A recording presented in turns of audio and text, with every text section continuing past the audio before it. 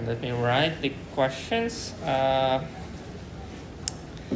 think let's start the questions with the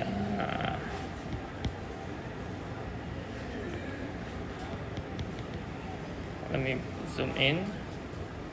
Find equation of the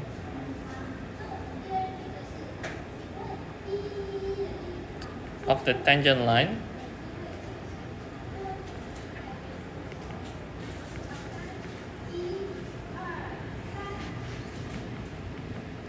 to the curve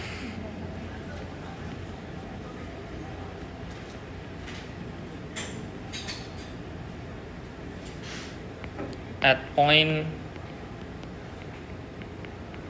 0, 1.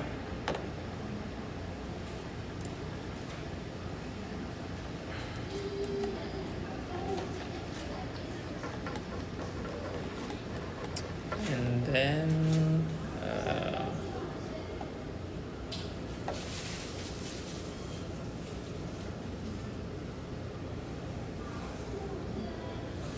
still the similar questions. Number 2, find equations of the tangent line and normal line. So you have later I will let you know. To the curve, let me check.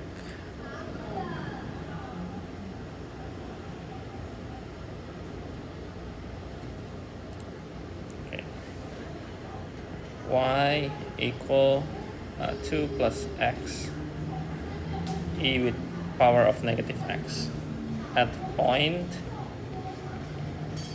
0, 2. Okay, so both questions, they are asking similar question. The first one asking the tangent line. So whenever you heard the word tangent, it means that it's related to finding the slope, and the slope is related to the first derivative. Okay, and if you look number 2, it has another term. It's called the normal line. Okay, the normal line is basically the opposite of the tangent line. So if you have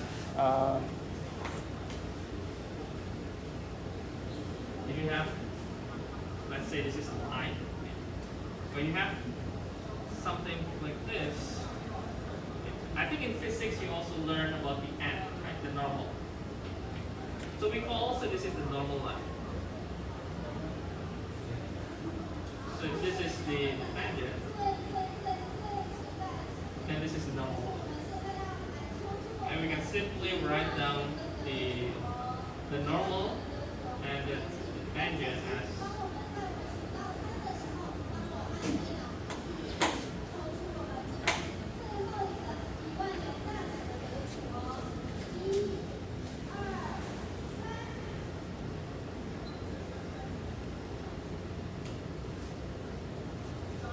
if you remember vectors in physics, you also heard normal, right? Normal vectors. If you remember, it's behave similar to what we have in the tangent line and normal line. Okay.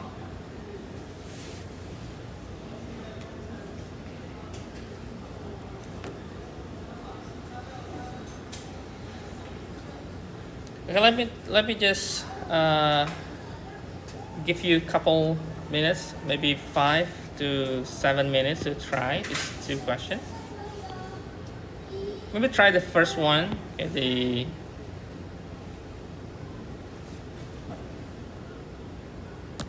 the square root of 1 plus 4 sine x at point 0 and 1.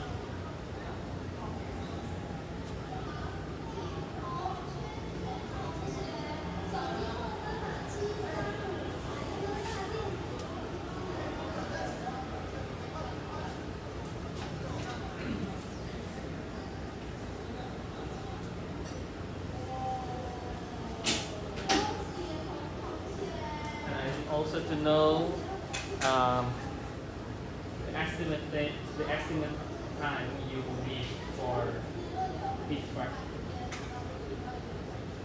For example, the first one, the first thing is you need to list derive, and you need to derive correctly.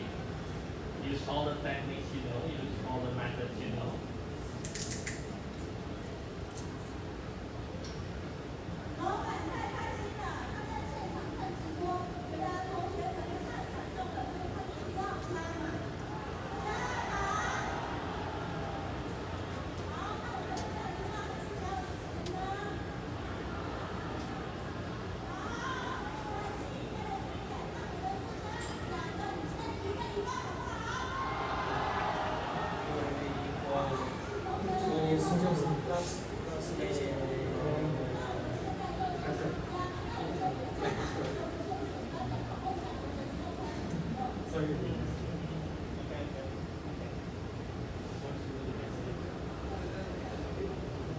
Maths should be messy.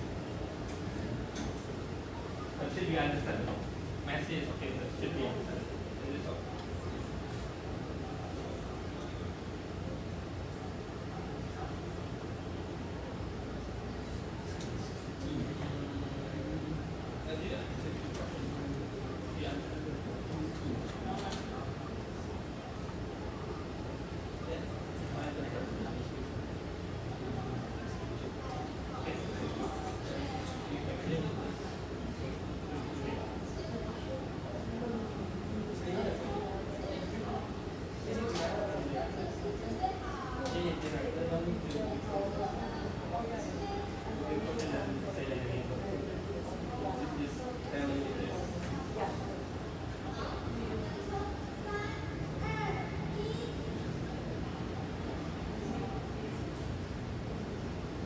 Why you like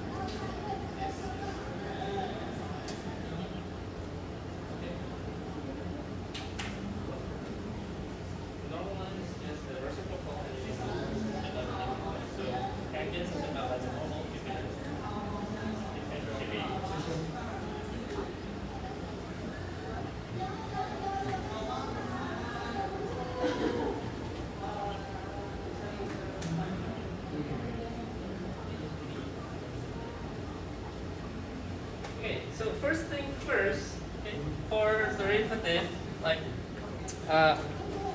if the question is really direct question, finding the tangent line to the curve, the equations at the point, okay, of course, okay, we know that the derivative definitions, as in your textbook or as we discover at the very first time what derivative is, it means it's limit, right? Limit. Or if you would like to write down in another way, you can use the x to a, and this is x a and x minus a, right? But we already know that we develop the derivative from each function. For example, if you have f of x, x to the power of n, we develop that we can derive this directly becomes n, x and minus 1. Okay? So when we have those equations, we don't really need to think back to the way we first discovered. Because this is basically, we need to think which technique we need to apply. Okay? So if you have, like for example, y, let me write in terms like this. Okay? This means that, let's say, I take this inside here as just out. Let's say this is maybe A. Let me take this as A. If I differentiate this y as A, then it should be having half and A, and then this will be minus 1, which is minus half. Or if this is a function, we need to multiply with the chain rule, which is the A part. That's the same thing, right? So whenever you have complicated functions, like maybe it's a composite function, a function inside the function inside the functions, maybe really complex, you can just imagine this as A or B or C or D or anything. But the process or how we differentiate should be the same. And then we can exchange A with the original equation. And we can write then the tangent line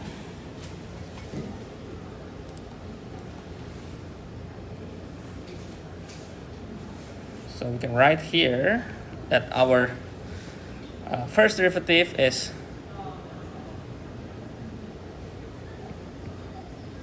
y plus 4 sine x, and this will be multiplied with maybe I will exchange 1 with 4 cos x, right? This is the same as we did in A here, right? This is 1 plus 4 sine x, and then I move down, so we will have this structure. Okay? I hope this is very clear. And I think I can cancel this out, and we will have 2, right? And then it is at the point of 0 and 1. So x is 0, right? So then at the x 0, we can write like this is also okay, I guess. So we will have 2, right? So our slope is 2, or our gradient is 2. So the slope is 2, or gradient is 2. We can write that. And then from this gradient, from this slope, we can write down the line equations: y minus 1, 2, x minus 0. Okay. The line equation, if you don't remember, this is how we can write. Okay. And then we will have 2x plus 1. This is the tangent line.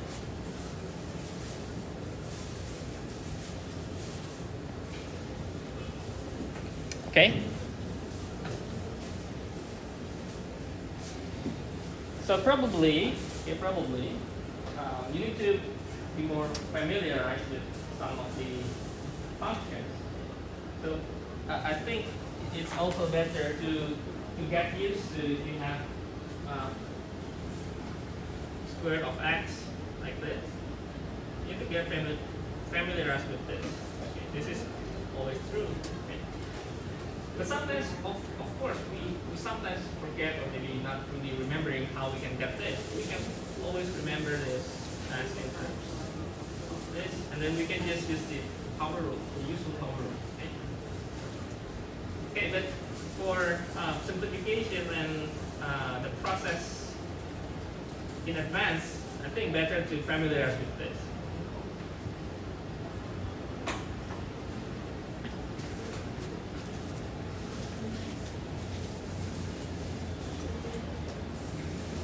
Okay, the second question.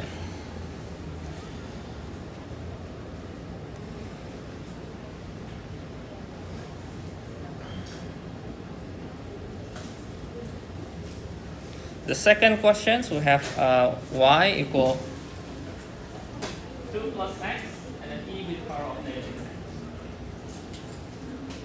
And I think it's clear to see that it has two elements, right?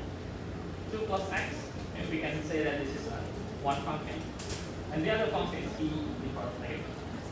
So we can imagine this as a functions of two functions, okay?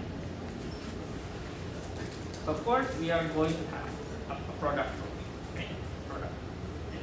So product rule will be y prime. Okay. Okay, so the first one will be 2 plus x, differentiate just 1. So we have e with power of negative x, and then plus 2 plus x, and then the derivative of e, still e, but we need to multiply with negative.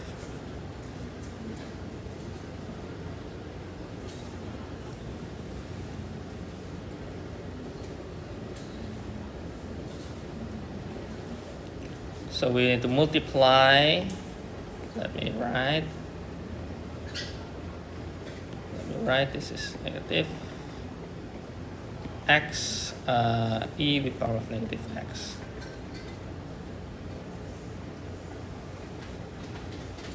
Or we can set this e with power of negative x factor out, and then we can 1 plus negative 2 is negative x, negative 1, right? I think. Or maybe if you write in the different form, I think that's also okay. This means that 2 plus 1, negative 1, x. Okay.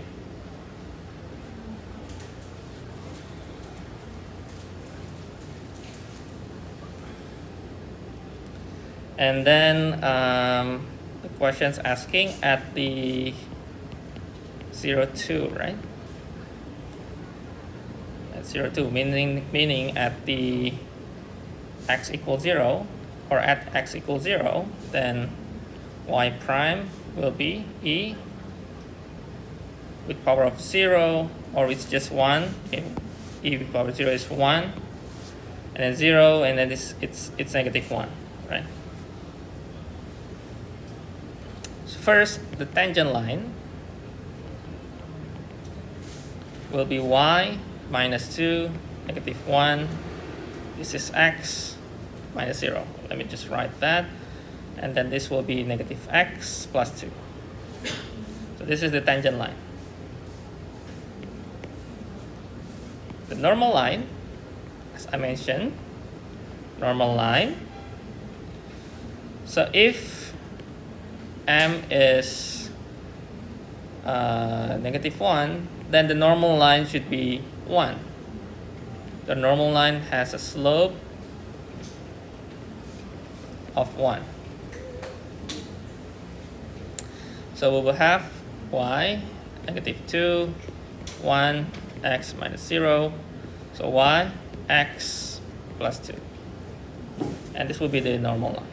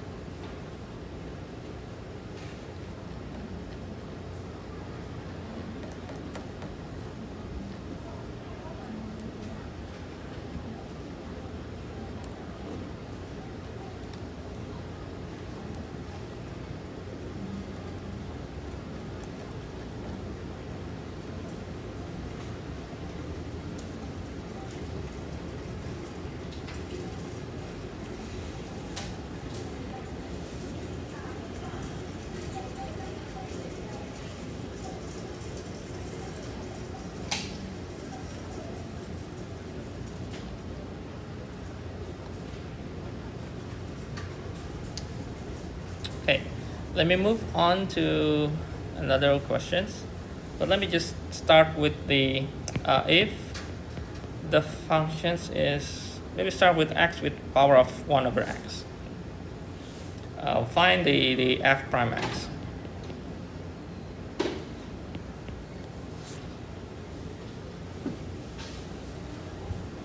See if you still remember how to solve this kind of.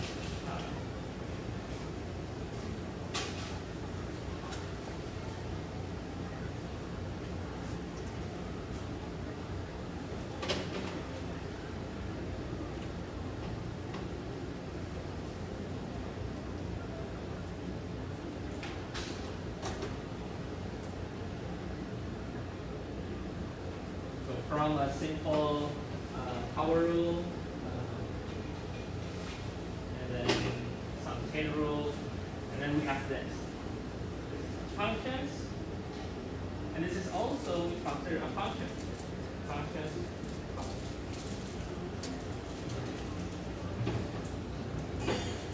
And if we think of the power rule, of course it will be a different case. Power rule will have to be this, the ends is not constant. So we have to think how to make the functions up here going down.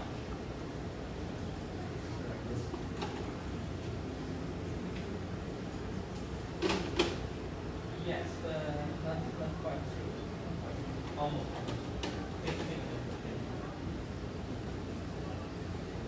The idea is correct. The idea is correct. How to use, however, not really correct. What's that?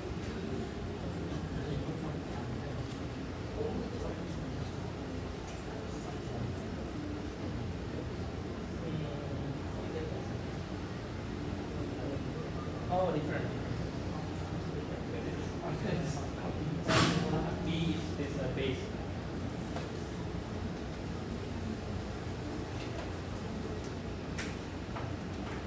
It's also different from if we have the b with power of x. This is also different because b is it's a number, it's a base. Like e to the x is e to the x. But here is a function. Okay. Now the powerful tools that we can have or we can apply.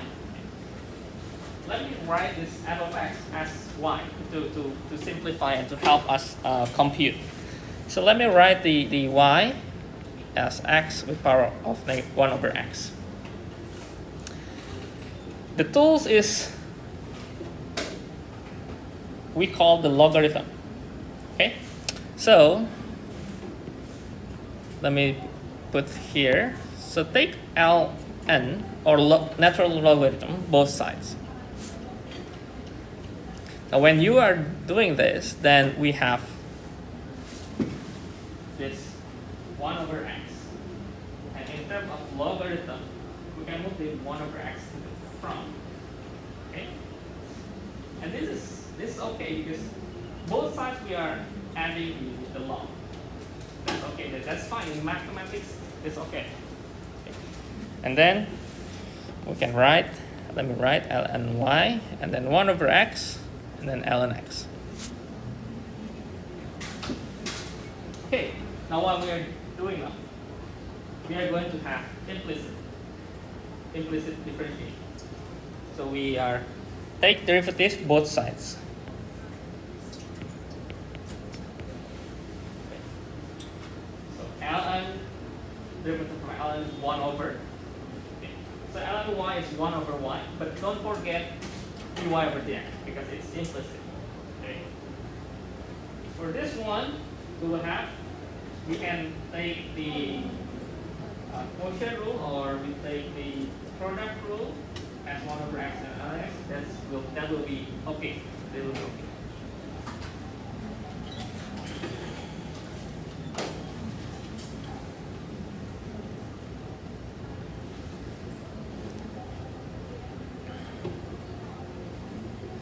So this will be 1 over y, dy over dx. And this will be 1 over x squared plus 1 over x ln x multiply with negative squared, right?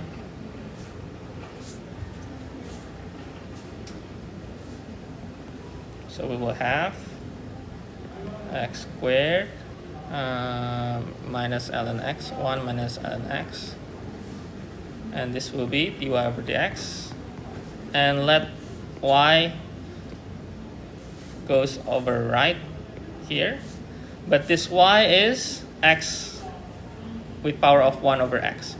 We can write this x 1 over x and then 1 minus ln x over x squared.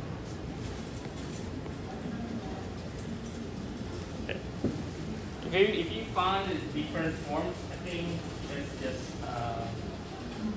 that's still okay. I think you can just get this form from your findings. Same thing. And look here, it still exists as x to the power of 1 over x. In which, if you still remember, when we did the 5 with power of x, we will have these numbers again, right? When we derive, we just add the ln 5. Okay, we just add ln 5. Can you derive 1 over x ln x for us? Like, so we would do it. Oh, okay. Here, 1 over x, I will derive this as a product rule. Okay. So this is going to be fg. Okay. So 1 over x, one side ln x will derive as 1 over x. So we will have 1 over x squared. This one, I will derive 1 over x. And we will have negative 1 over x squared. And then multiply by ln x. Okay.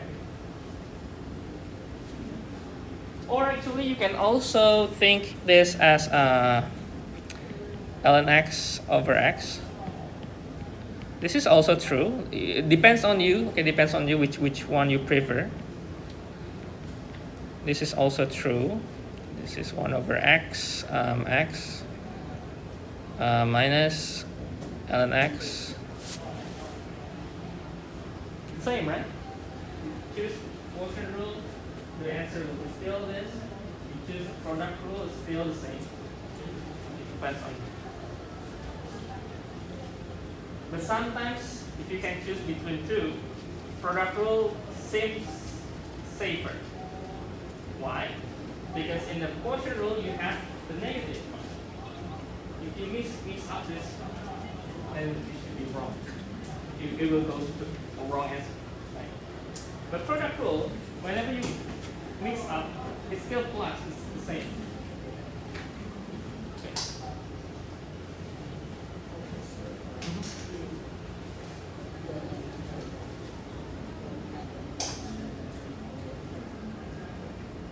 Yeah, we can also do it.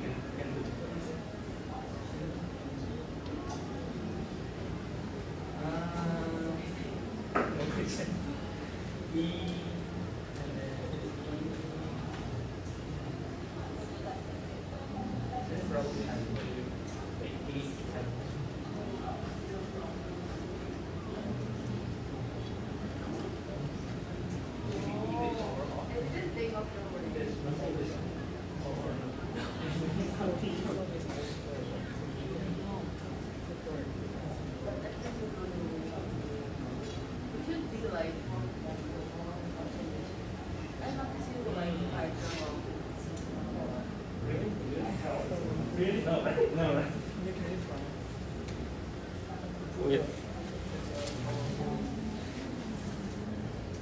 So if we try, wait a minute. So let me write ln y, 1 over x. Okay. If we add this, what will happen?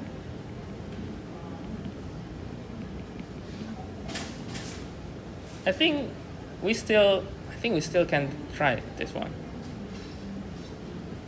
this will be e ln y, and then this will be 1 over y divided over dx, and this will be e still this, and then multiply with d dx of this is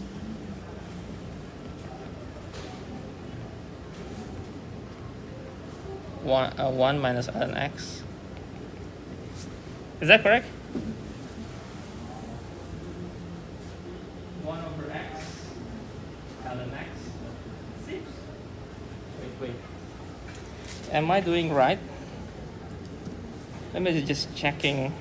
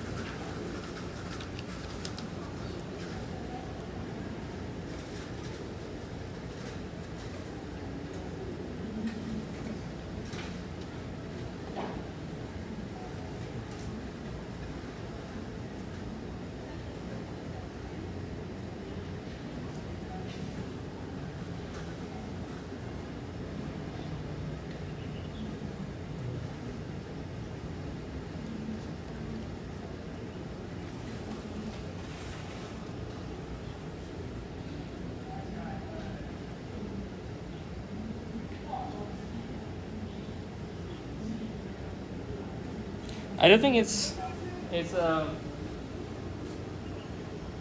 will be circling around that thing if we use e. It's better to use this. Focus on. If you just focus on to make it into ln.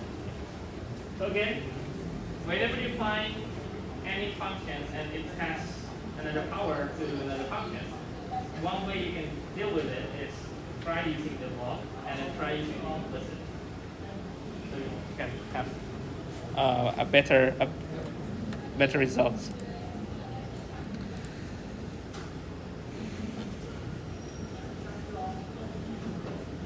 Okay, I think maybe one more questions. Okay, one more questions. So let me go for a little bit complicated one.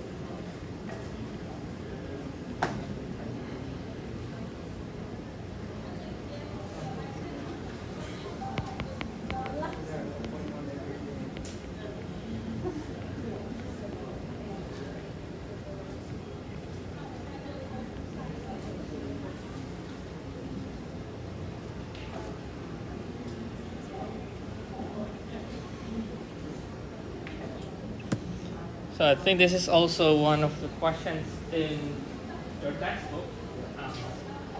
So we have a and b as a constant. Y is a continuous function, and the functions, they satisfy the differential equation. We call this differential equation. If you have learned the engineering of mathematics, the differential equation, which we have not only the functions, but we have the derivative of the function itself. The first derivative and the second derivative. So y double prime plus 1 prime plus minus 2y equals sin x. This differential is satisfied, and we need to find the value of a and b. So based on this information, we need to find the constant a and b.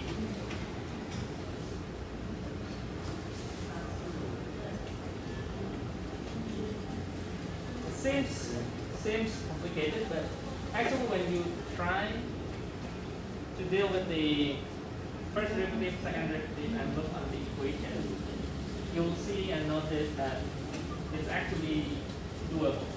You can try to find the constant. This seems maybe at the first time, maybe very long. The equation very long. If you put the equation here into this y. So from this y going here, the first derivative going here, the second derivative going here, and maybe it's going to be a really, really long equation. But if you are really pay attention to the questions and really look on the equations, really pay attention, you will see the thing that you are looking for. So first thing, derive, put into the equation and see how it looks like. That's the first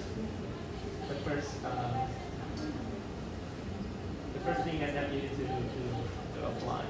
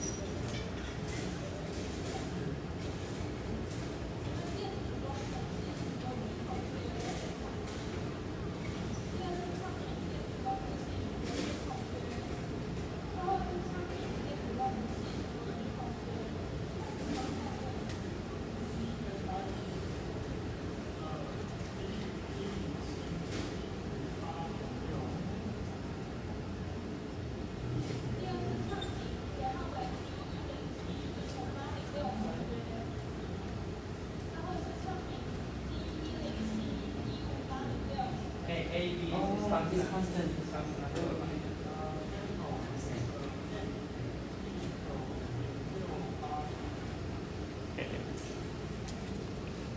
Okay, so let me write here for y.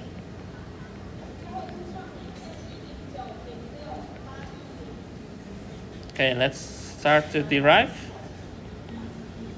Since a, b is constant, so we just take the sine, cosine for our term. So sine. So this is also my suggestion for you for applying the derivative in trigonometry. Because later we will also learn about the integrations, which is the reverse of the derivative, or we call also anti-derivative. It's better to stick with one consistency.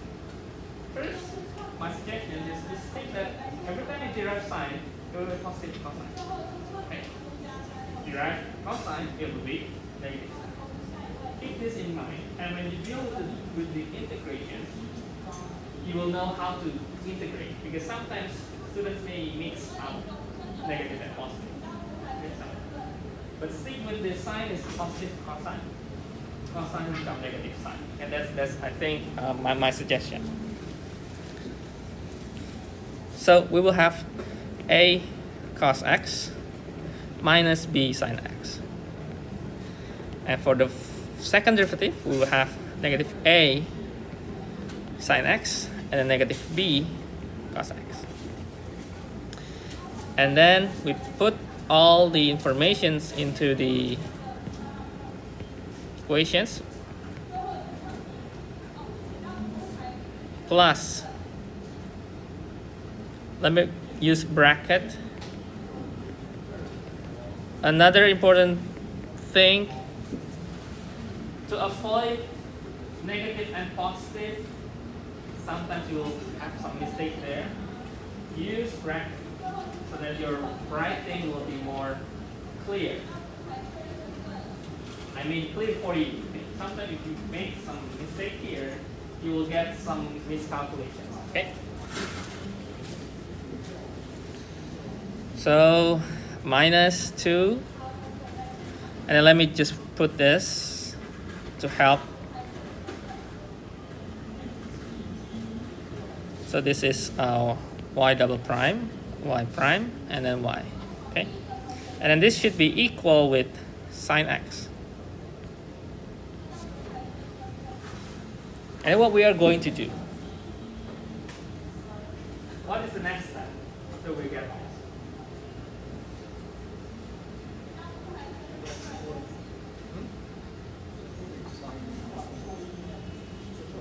Yes, yes. So grouping, right? Grouping each sine and cosine. So sine, sine, sine, sine, cos, cos, cos. We group all together.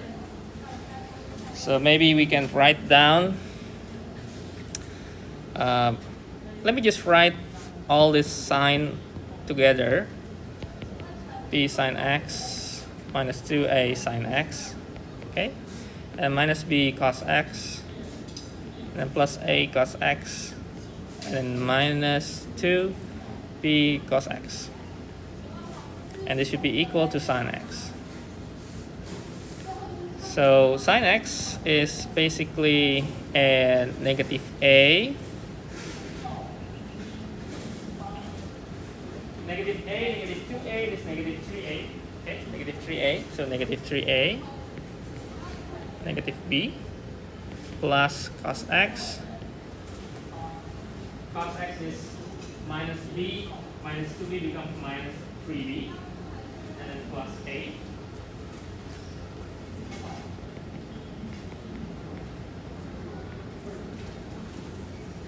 And I think we're almost there. And then what else? Now, sine x left equal to the right. So this negative 3a, negative b equal to 1. Okay? So that's first equations. So negative a, negative b equal to 1. What's happened with cosine x? Is there any cosine x here?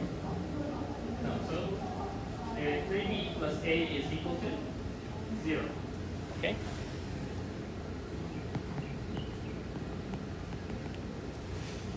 You can also make sense what we have done here with the, you remember the linear equation, when you learn the matrix.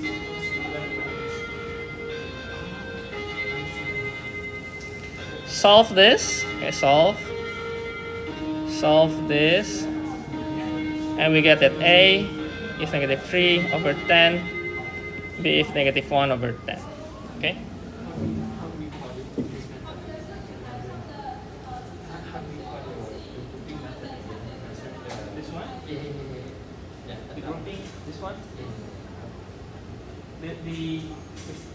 It's basically the foundation of linear algebra. What is the name of it again? I think I can remember. From sine, just grouping the variable. It can be anything. It can be any variable. But here we have sine x. Or you factorize is also okay. Factorize is also okay.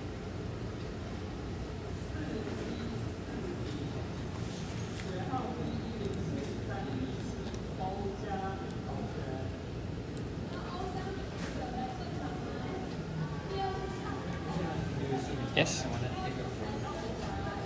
This one?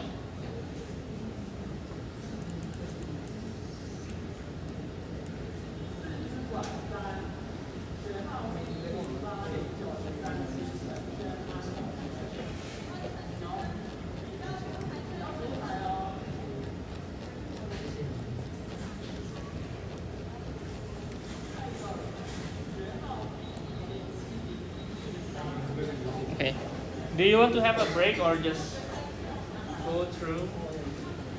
Just have a break. Let's have a break.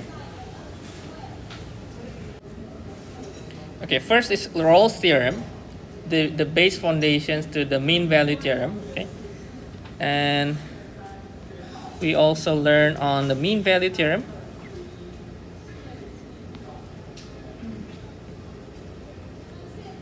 Let's just stick with the mean value theorem because this is the most, I think, the most important part, and I think the calculus for most part it will be based on this mean value theorem, either the derivative or the integration. If you look on the derivative, what mean value theorem is, if we have a function that is continuous and differentiable, if we have an interval, then in between those intervals we will have a number c. Number c, it can be more than one, it can be 3, 4, 5, it can be several numbers. But what the theorem means is we will have a conditions where the tangent f prime, the derivative of f at c, will be equal to the secant. This is what we call a secant. Or, if you remember, this is also we call the cutting line like a slope. Okay, like a slope. Right, let me just take you to the picture.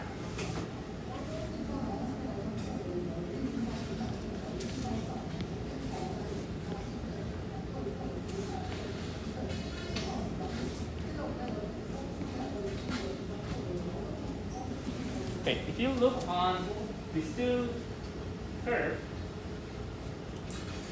they both have the same interval AB, and in between, if we look on AB, this secant is the blue line. The blue line. So basically, it's a cut off between the curves. If we want to make this more sense, we can try to draw a triangle there. We can try to draw a triangle.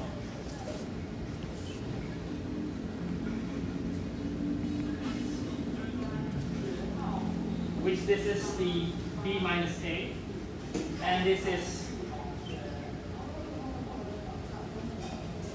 FB, FB, this is FB, this is FA. So it should be FA minus FB. But since the slope is minus, so it should be FB minus FA. Okay?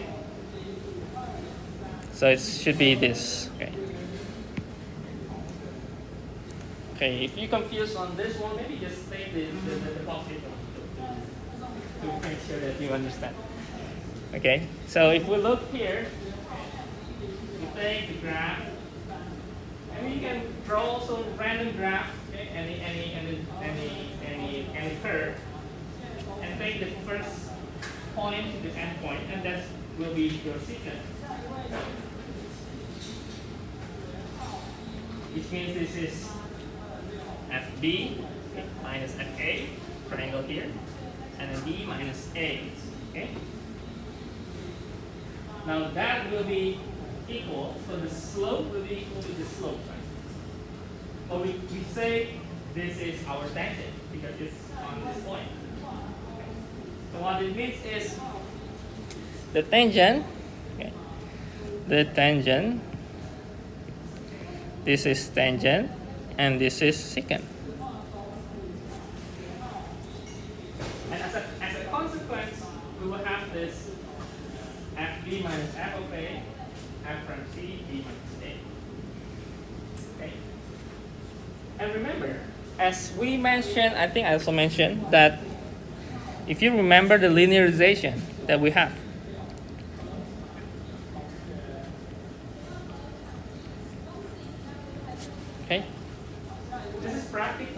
similar concept. Similar concept.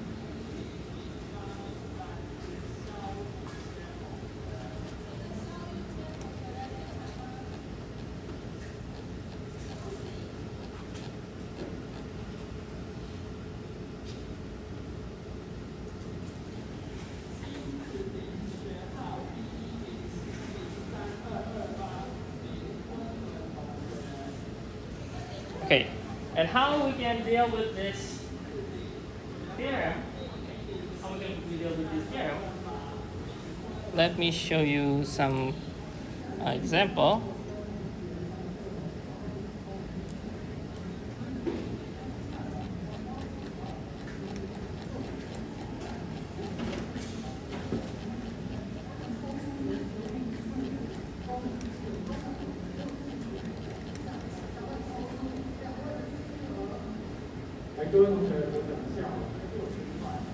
Okay.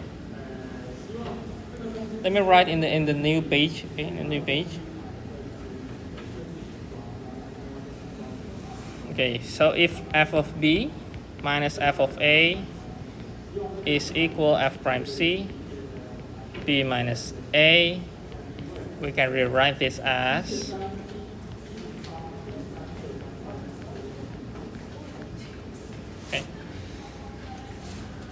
if c is between a, b, so we can write a less c less b. So let this become our interval, okay? And since a less than b, then b minus a should be positive. It should be positive.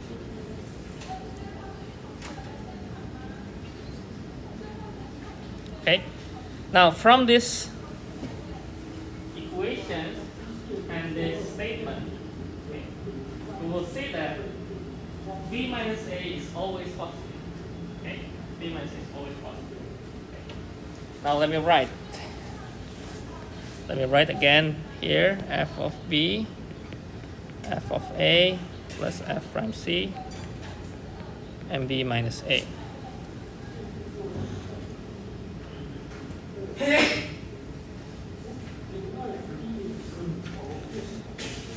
First case, if f prime c is positive. Okay. So let me write that b minus a is always positive, right? So it's always positive. If f prime c positive, then fb will be greater than fa, right? Because it has plus, okay? Then fb greater than f of a. Second, if f prime c is less 0, let me write and make here. Then it's positive, negative. Okay. So fa minus. Okay. So this makes the f of b less than f of a.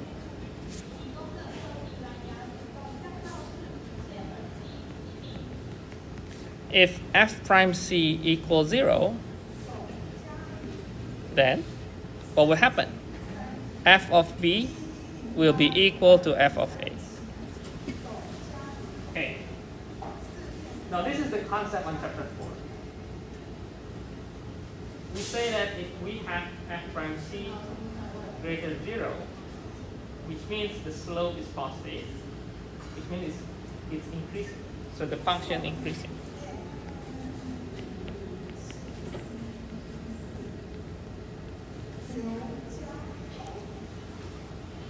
And when f prime less than 0, decreasing. Okay?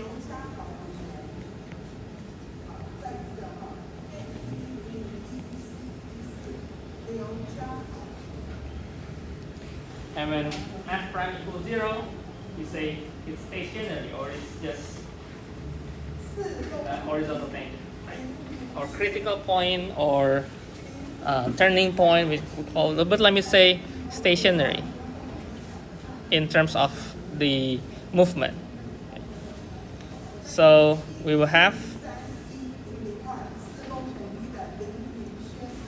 for example, if this is the graph, okay, this will be positive, okay, increasing, and then we have the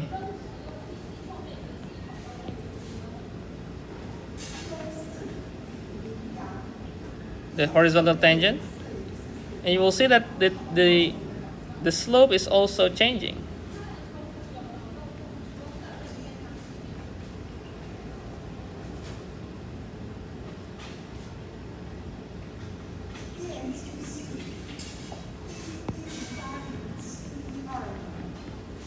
This is f prime greater 0. This is f prime less than 0. This is f prime equals 0.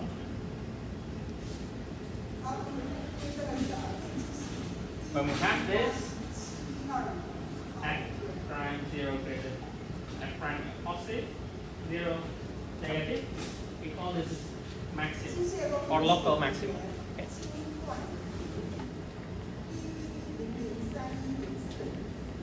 Maximum point.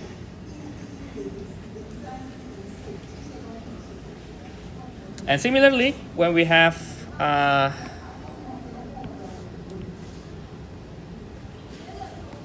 from f prime less 0 and then f prime positive, we call this the minimum point.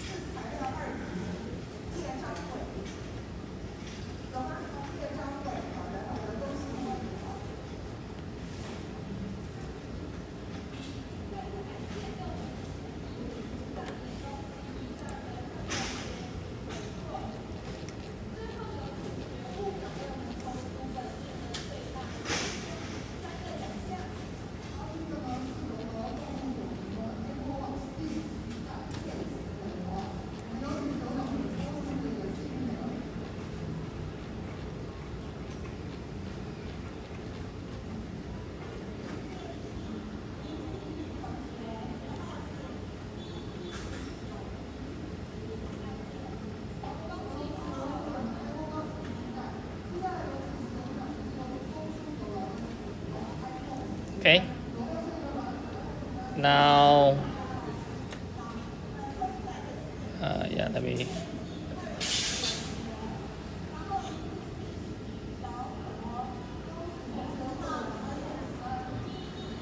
Okay, I will just add what we have learned. Okay, so in linear approximation, so what's the difference between the mean value theorem? In linear approximations, we have a delta f and delta x, and we approach them and make it into our f prime a. Or if we want to write clearly, we are having the L of x equal f of a plus f prime a and x minus a. Or if we want to write in the delta x, and then if we write this with this, become delta y or delta f, okay, then delta f over delta x will approach the f prime, or we can write fx fa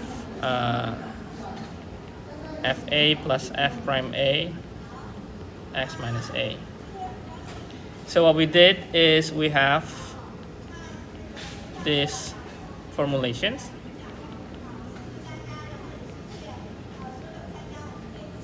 In which this is true when we are approximating the curve with the tangent. Okay. in mean value theorem,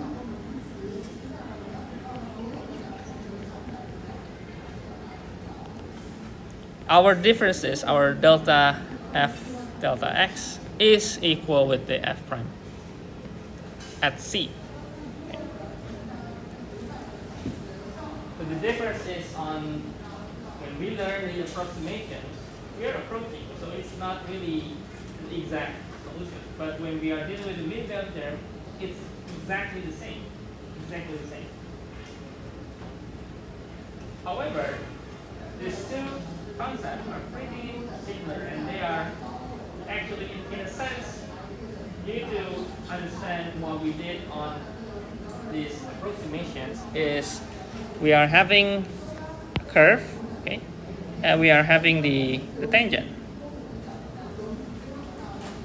The more we are approximating nearby the tangent line, you see the gap became very, very close.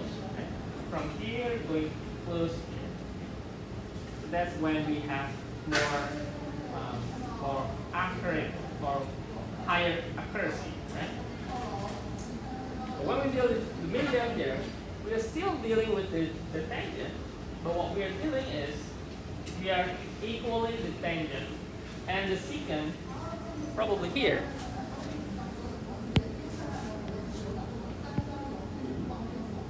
If we will let them, okay, it's here and then maybe this is C. Okay. So it's actually the same concept of the tangent. So that's why the form seems familiar. It seems the same form. So we have FB,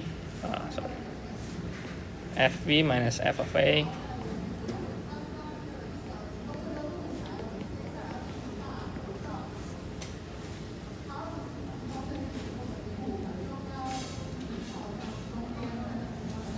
okay.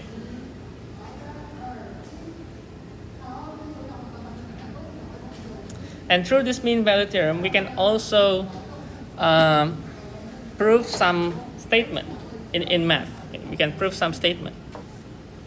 For example, the question is prove that e to the x is greater than 1 plus x.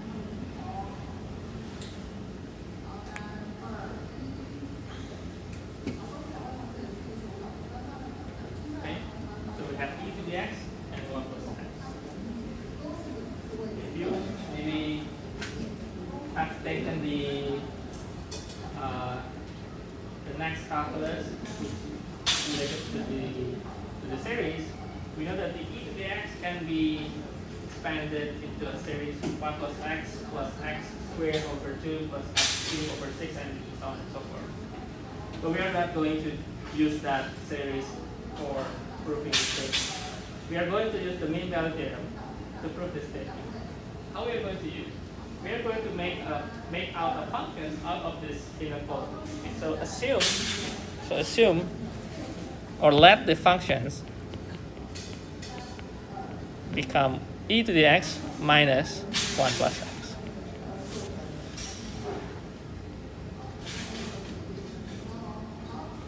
Okay. And then try some x, okay, maybe x0. So f0 will be e to the 0 and then minus 1, it should be 0. And try maybe f1. This is e minus 2. Okay.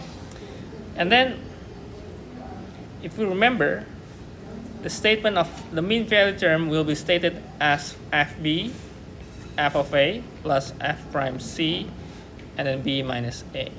Okay. So let's derive this statement. Okay. So f prime x, we will have still e to the x, okay, minus minus 1. Okay? Because 1 becomes 0 and x becomes 1. Okay?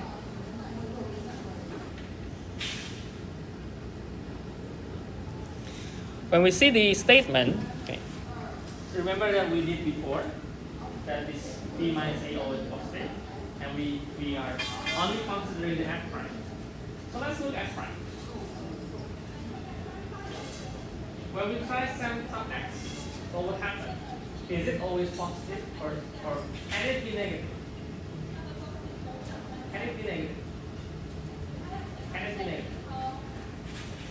I take negative 1, it's become 1 over e. Okay, can it be negative?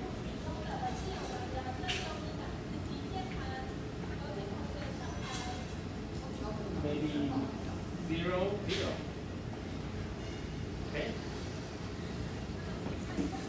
Since x is positive, so we are considering from 0 or maybe from 1. It's always positive. Okay, it's always positive. So since we can say since x is positive, then f prime x is also positive. Okay. So if this is positive, this is positive, and this is positive from what we did. Okay, from what we did here, this is positive. Okay. Then because since f prime c positive, then f of b is also positive, which means that this function, if we take the inequality, it is always true that the statement is correct. It's always true that e to the x will be greater than 1 plus x. Do you get it? Do you get it? Okay, so here, come back to here. This is always positive. We already know that this becomes positive. So because always become positive, then the functions that we make, this function is always positive. That means this minus this is positive, which means this is greater than this. Okay? Okay. Then proven that f of x is, or maybe greater than 0,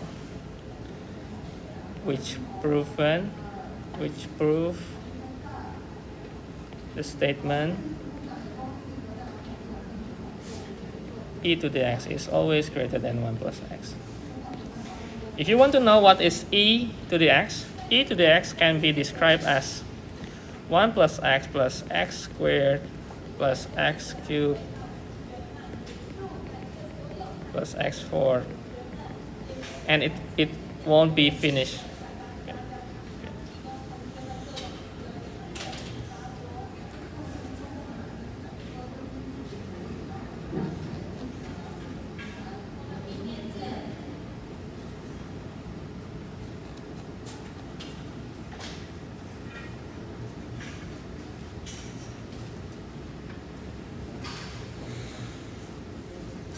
Also, if you would like to make, how to say that, to make these things true without learning any further calculus, okay, you can make some logic from E if you would like.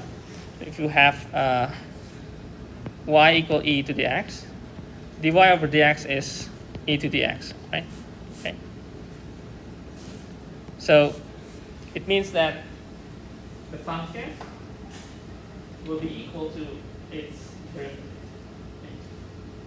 So in some sense, what we are doing here is we are going to have a property that will be equaling y and its derivative. Okay. So if we take this as our foundations, then when we have, for example, y, let's say equal 1, and then dy over dx, because of this statement, this should be equal 1. Okay? It seems crazy at the beginning, but this is some logic that I want to show you how we can get the terms. Okay, let's say that's equal 1. But if you just look onto this statement, it seems wrong because 1 you could derive and then it's 0. So we need something that when we derive it becomes 1. So we need to plus with x. Okay. So we plus x. And again, we derive it's true. But then when we look here, it should be equal. So we plus x on the other side. Okay. And then we look here, and then the same thing, we need to make it x squared. Okay? To make x squared, divided by 2. Okay? And then the same thing, we need to make it here. And then the same thing also happen, and we need to make it cube. And we need to make it into 2 multiplied by 3. And then by doing so, we are making out this statement. Okay. The later part, I'm hoping if you already passed the next calculus, this is also can be proven using the series. Okay, just some intermezzo. Okay. Okay.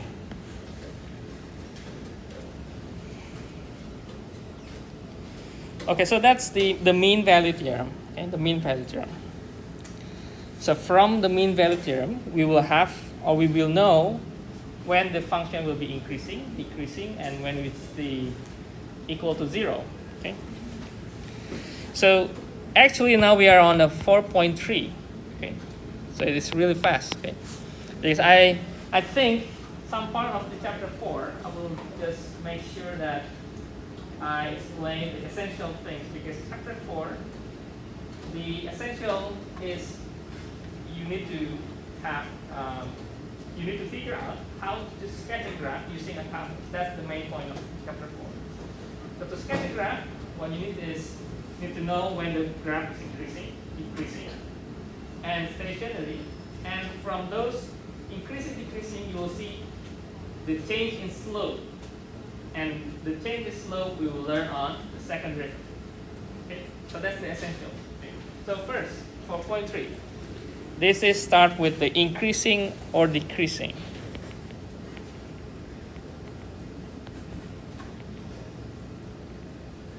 And we already proved that on the mean value theorem. So I just write the essentials. Okay. So if this is, then f is increasing. If f prime x less 0, then f is decreasing.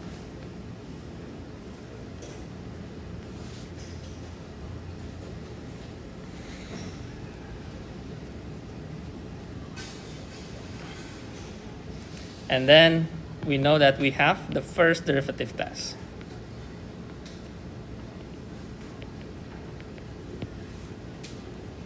So it must be a logical sense if we know that this is increasing, decreasing. So if we have a curve and then we derive, then we know when we have greater 0 or less 0, the function will be increased or decreased. Okay. So if f prime changes from positive to negative at c, let's suppose, maybe write c is a critical number. Suppose c is a critical number of function f. The function should be continuous, okay? Then f has local max at c. And similarly, from negative to positive at C, then it has a local mean.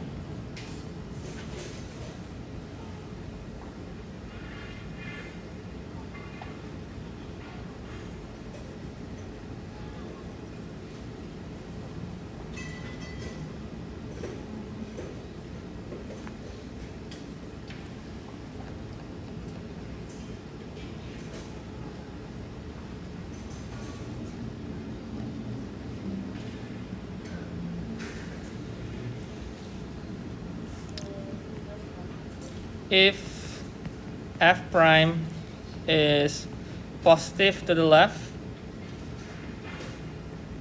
and right of C, or negative to the left and right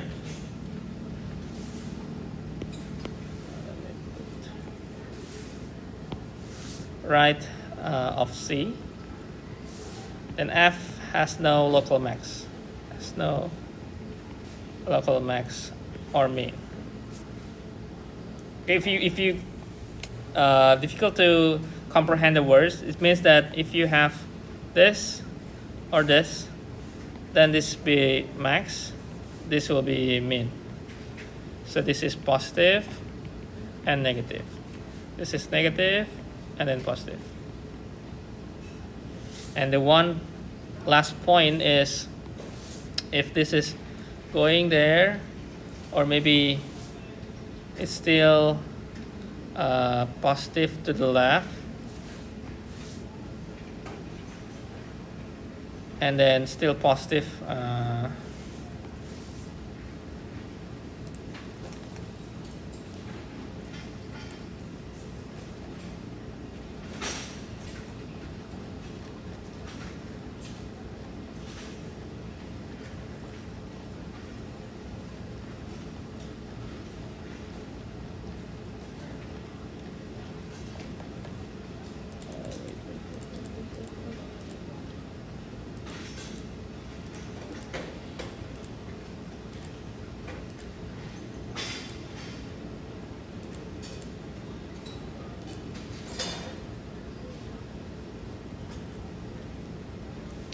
maybe the one that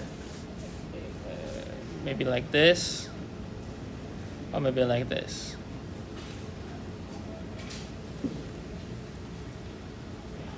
So if this is critical, so it's positive, and positive again, and negative again. This is not max and not min. Okay? But I think my suggestion is, I think if you're just looking at the graph, I think it's better than reading of this word. Do you agree with that? Because usually when I study also, I prefer to just look at the graph and I develop the word by my own.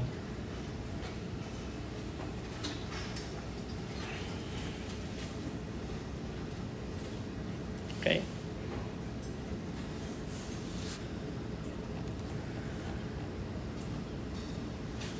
And then let me go through this one.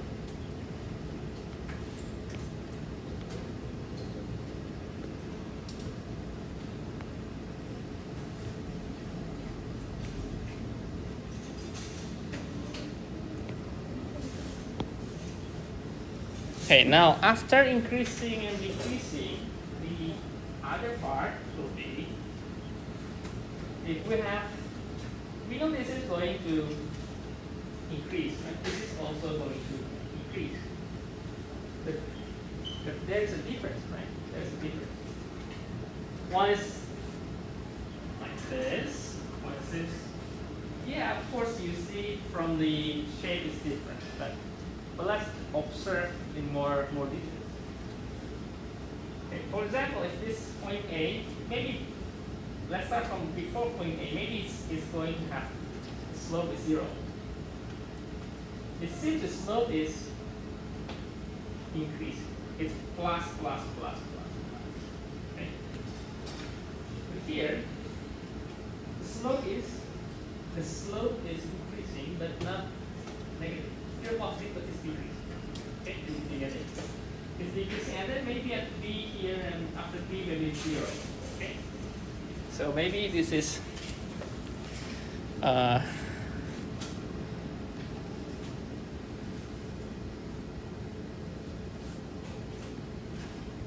this is maybe from 0 and maybe plus plus plus, increasing, slope is increasing. This is slope is decreasing, but still positive. Okay.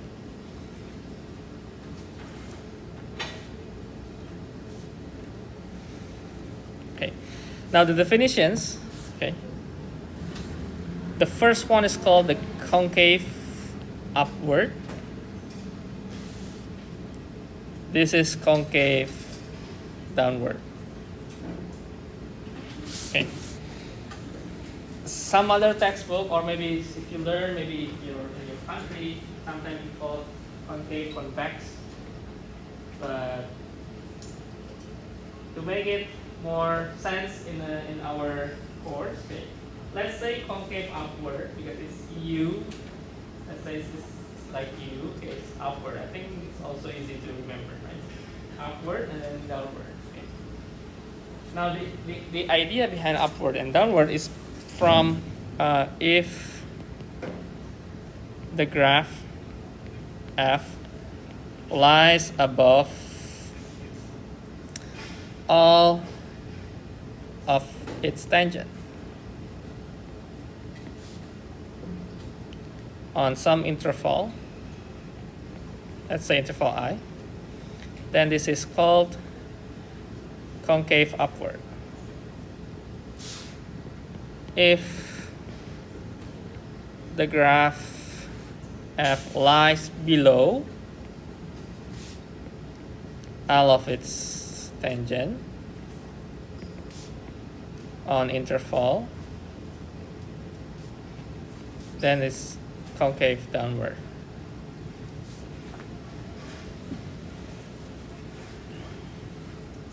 Which means, look on the slope here. The slope is below the curve. It says that the graph or the curve is going to be above the slope. Okay.